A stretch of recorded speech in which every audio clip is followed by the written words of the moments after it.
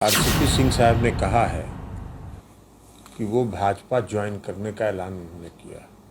Party के राष्ट्रीय अध्यक्ष रहते हुए पार्टी में काम कर रहे थे और नीतीश कुमार जी को कमजोर कर रहे थे, और नीतीश कुमार जी ने उनको पहचान लिया और पहचानने के कारण ही उनका टिकट काट दिया।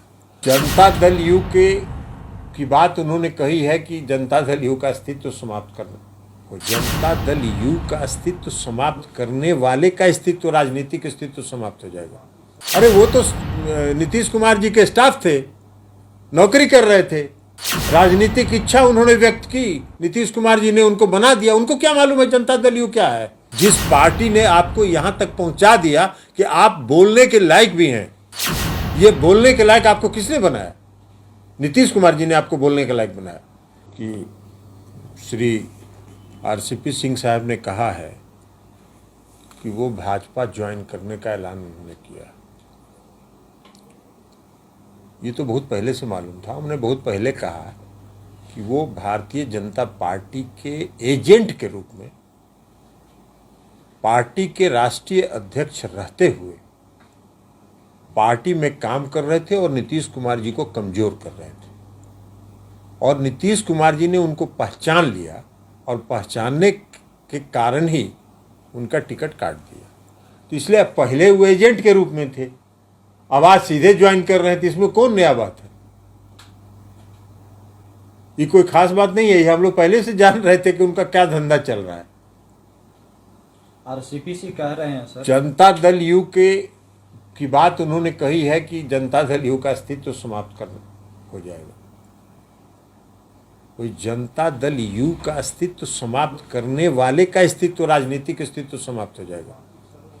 उनको मालूम क्या है जनता दल यू कब बना, जनता दल यू कैसे बना, जनता दल यू किन कारणों से बना, क्या इतिहास भूगोल उनको मालूम है।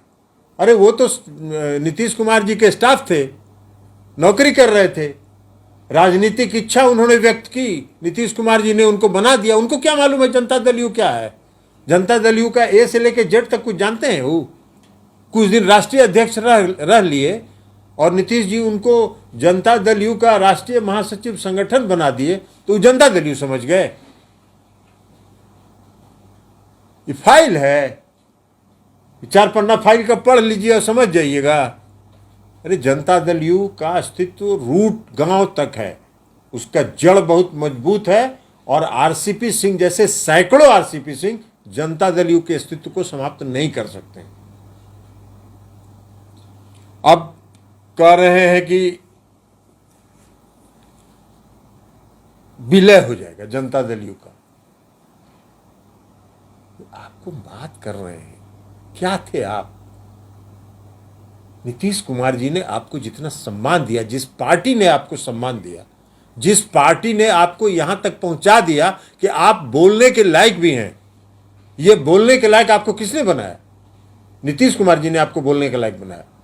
आज जो बयानबाजी भाषण दे रहे हैं और बड़का राजनीतिक वो स्टॉलवर्ड बने हुए हैं, किसने पहचान दिया? ये पहचान नीतीश कुमार जी ने दी आपको राज्यसभा का 2 टर्म एमपी बनाया, आपको पार्टी के राष्ट्रीय महासचिव संगठन बनाया, और 2020 में उन्होंने खुद इस्तीफा देके आपको राष्ट्रीय अध्यक्ष बनाया। और जिस पार्टी ने आपको दिया उसके बारे में आप इस तरह की बात कर रहे हैं। ये वही इस तरह की बात वही कर सकता है जिसका चरित्र साफ नहीं, जिसका मन मैला हो, और उनका मन मैला था, और 2020 के विधानसभा के चुनाव में ही उनका मन मैला हो गया था। ये हम लोगों को पता है। वो 43 सीट पर पहुंचाने में भारतीय जनता पार्टी के साथ मिलकर हमारी पार्टी के राष्ट्रीय अध्यक्ष रहते हुए उन्होंने साजिश की, उन्होंने षड्यंत्र किया और पार्टी को 43 पर पहुंचा दिया। नीतीश कुमार जी ने जो उन पर भरोसा किया था, नीतीश कुमार जी ने उन पर जो विश्वास किया था, उससे उन्होंने विश्वासघात किया। उन्होंने नीतीश कुमार जी के पीठ में छुरा भोंकने का काम किया, और अब प्रवचन दे रहे हैं। अरे एजेंट तो थे ही आप, तो चले गए आज इस पार्टी में। तो सबको मालूम था कि आज न कल आपको जाना ही था, करिएगा क्या? आप कौन पूछेगा आपको? आप कह रहे हैं मंत्री बनने के लिए नीतीश कुमार झूठ बोल रहे हैं। शर्म भी नहीं आ रही आपको बोलते हुए? जिस आदमी ने आपको इतना इज्जत दिया, इतना सम्मान दिया, उसको कह रहे हैं झूठ बोल रहे हैं। सच्चाई यह है कि नीतीश कुमार जी को जब फोन गया तो नीतीश कुमार जी ने भारत सरकार के गृह मंत्री श्री अमित शाह जी को यह कहा कि पार्टी के राष्ट्रीय अध्यक्ष से पूछ लीजिए। पार्टी के राष्ट्रीय अध्यक्ष का क्या फर्ज था? 2019 में नीतीश कुमार जी ने एक स्टैंड लिया था कि हमको सांकेतिक भागीदारी नहीं, समानुपातिक भागीदारी चाहिए। अगर पार्टी के राष्ट्रीय अध्यक्ष नीतीश कुमार जी ने इस्तीफा देकर आपको बनाया तो आपका फर्ज था, आपका कर्तव्य था कि आप नीतीश कुमार जी के 2019 के स्टैंड को